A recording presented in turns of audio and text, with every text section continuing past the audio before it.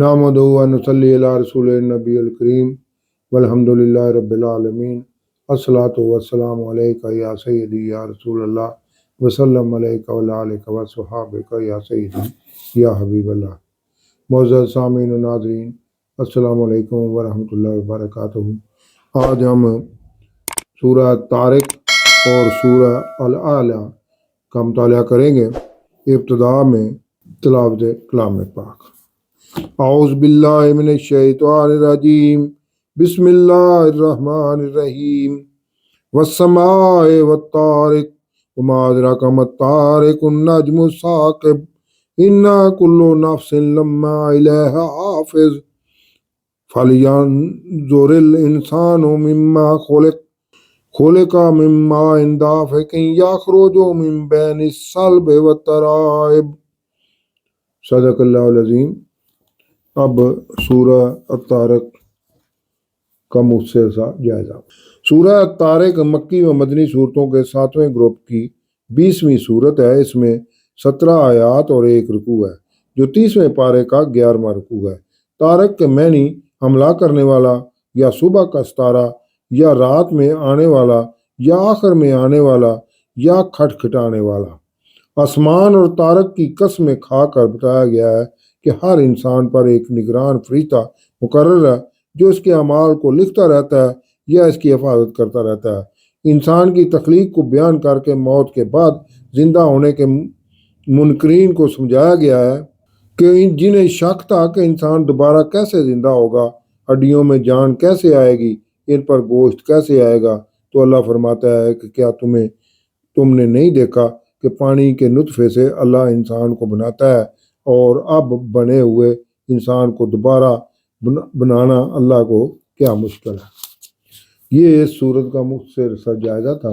اب سورہ طارق کی تفسیر النور۔ ارشاد باری تعالیٰ ہے، قسم ہے آسمان کی اور طارق کی۔ طارق کا مطلب ہے کھٹکھٹا کر آنے والے آخری صبح کے تارے کی۔ آج سائنس ثابت کر چکی ہے کہ ستارے سے کھٹکھٹانے کی آوازیں آتی رہتی ہیں۔ یہ قرآن کی علیحدہ تصدیق ہے۔ اور تمہیں کیا معلوم کہ طارق کیا ہے؟ وہ چمکتا ہوا رات کا آخری ستارہ ہے، یعنی طارق رات کے ختم ہونے کی نوید لے کر نمودار ہوتا ہے، جیسے اللہ دنیا کے اندھیروں کے ختم ہونے اور قیامت کا روشن دن قائم کرنے کی نوید دے رہا ہے کہ کوئی جان ایسی نہیں جس پر نگران فرشتہ نہ ہو، یعنی انسان کے ہر عمل اور اس کی حیات کی ہر وقت نگرانی کی جا رہی ہے۔ تو جو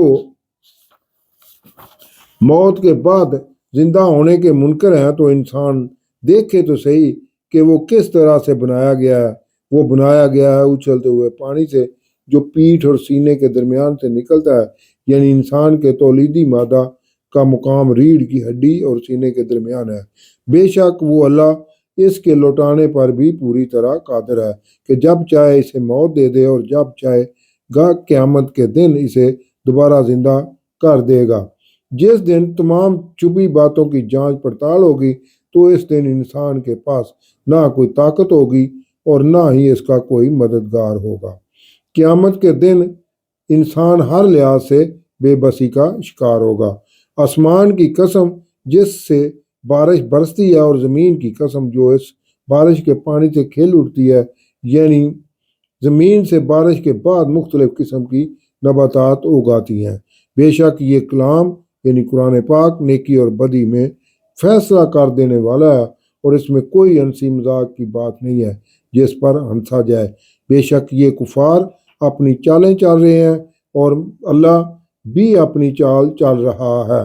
تو آپ صلی اللہ علیہ وسلم انہیں کفار کو تھوڑی سی ڈھیل دے دیں اور انہیں کچھ تھوڑی مہلت دے دیں، یعنی تمام اہل ایمان ان کی طرف سے پہنچائی جانے والی تکالیف کو کچھ دیر کے لیے برداشت کر لیں۔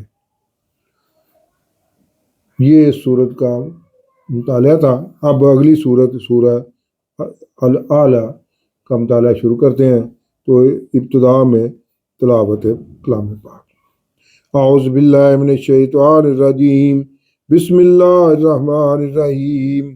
سبح اسم ربک الاعلیٰ الذی خلق فسوا والذی قدر فہدا والذی اخرج المرعى فجعله غثاء احوا سنقرئك فلا تنسى الا ما شاء الله انه يعلم الجهر وما يخفى ونيسرك لليسرى فذكر ان نفعت الذکرى۔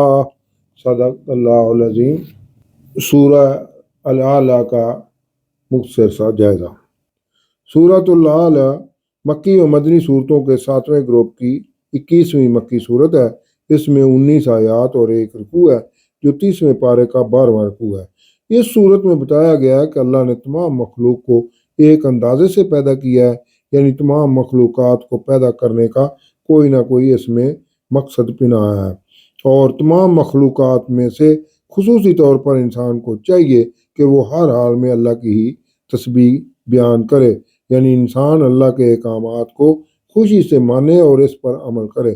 قرآن کریم اور حضور اکرم صلی اللہ علیہ وسلم کی حقانیت کا بھی ذکر کیا گیا ہے کہ ہم آپ صلی اللہ علیہ وسلم کو قرآن پڑھائیں گے اور آپ صلی اللہ علیہ وسلم بھولیں گے نہیں، اس لیے پڑھنے میں جلدی نہ کریں۔ جس چیز کو منسوخ کرنا ہوگا اسے اللہ تعالیٰ آپ صلی اللہ علیہ وسلم کو بلا دیں گے، اور جس نے اپنا تزکیہ کیا اور اللہ کے نام کا ذکر کیا تو وہی شخص کامیاب ہوگا۔ یہ اس صورت کا مختصر سا جائزہ تھا۔ اب سورۃ العلیٰ کی تفسیر النور۔ ارشاد باری تعالیٰ ہے، اپنے رب کے نام کی تسبیح بولو جو سب سے اعلیٰ ہے، یعنی اللہ کی ہر وقت تعریفیں کرتے رہو اور اللہ کے احکامات کو دل و جان سے قبول بھی کرو، کیونکہ وہی سب سے اعلیٰ ہے، جس نے ہر چیز کو ٹھیک طریقے سے خلق کیا ہے اور جس نے ہر چیز کا اندازہ مقرر کیا اور پھر اسے اپنے مقصد کو پانے کے لیے ہدایت عطا فرمائی، یعنی اس کی جبلت سے اسے آگاہ کر دیا گیا ہے، اور جس نے زمین سے چارہ نکالا پھر اسے خشک سیاہ کر دیا، یعنی زمین سے نباتات اگتی ہے اور ایک مدت کے بعد وہ گل سڑ کر ناپید ہو جاتی ہے۔ ہم آپ صلی اللہ علیہ وسلم کو پڑھا دیں گے، یعنی یاد کرا دیں گے، پھر آپ صلی اللہ علیہ وسلم قرآن کو بھولیں گے نہیں سوائے اس کے جو اللہ چاہے، یعنی جسے اللہ منسوخ کرنا چاہے گا وہی قرآن کا حصہ آپ صلی اللہ علیہ وسلم کو بھولے گا۔ بے شک وہ جانتا ہے ہر اونچی اور چھپی بات کو، اور ہم آپ صلی اللہ علیہ وسلم کے لیے آسانی کا سامان مہیا کر دیں گے، یعنی آپ صلی اللہ علیہ وسلم کی تمام تکالیف دور ہو جائیں گی اور جلد ہی راحت و سکون ملے گا۔ تو آپ صلی اللہ علیہ وسلم نصیحت کرتے رہیں اگر انہیں نصیحت فائدہ دے، یعنی نصیحت اسے کریں جو نصیحت لینا چاہتا ہو، عنقریب وہ نصیحت حاصل کر لے گا جو اللہ سے ڈرتا ہوگا، یعنی اہل ایمان ہی نصیحت حاصل کرتے ہیں، اور اس سے بدبخت پہلو تہی کرے گا جو سب سے بڑی آگ میں داخل کیا جائے گا، اور وہ اس میں نہ مرے گا اور نہ ہی زندہ رہے گا۔